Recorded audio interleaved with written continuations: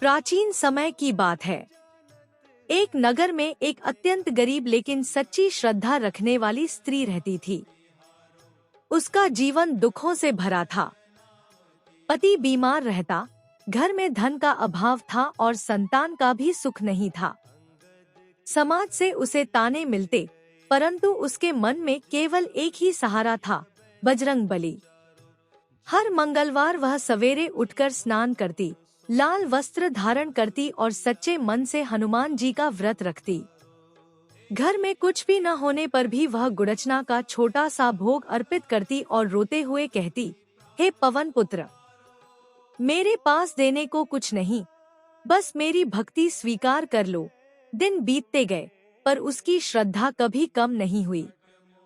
एक मंगलवार जब वह भूखी प्यासी पूजा कर रही थी, तो अचानक उसके मन में आया, क्या सच में भगवान मेरी सुनते हैं? आंखों से आंसू बह निकले, लेकिन उसने व्रत नहीं तोड़ा। उसी रात उसने स्वप्न में देखा, हनुमान जी तेजस्वी रूप में प्रकट हुए। उनकी आंखों में करुणा थी। उन्होंने कहा, हे पुत्री, मैं तुम्हारी हर पीड़ा जानता हूँ।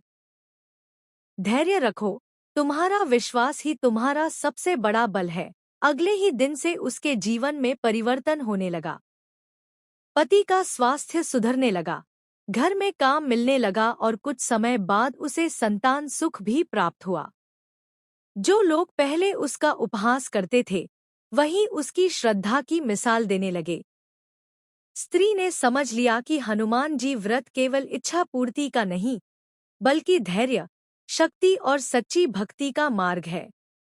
उसने जीवन भर मंगलवार का व्रत रखा और दूसरों को भी सच्ची श्रद्धा से व्रत करने की प्रेरणा दी। जो भक्त सच्चे मन से बजरंगबली को पुकारता है, हनुमान जी उसे कभी निराश नहीं करते।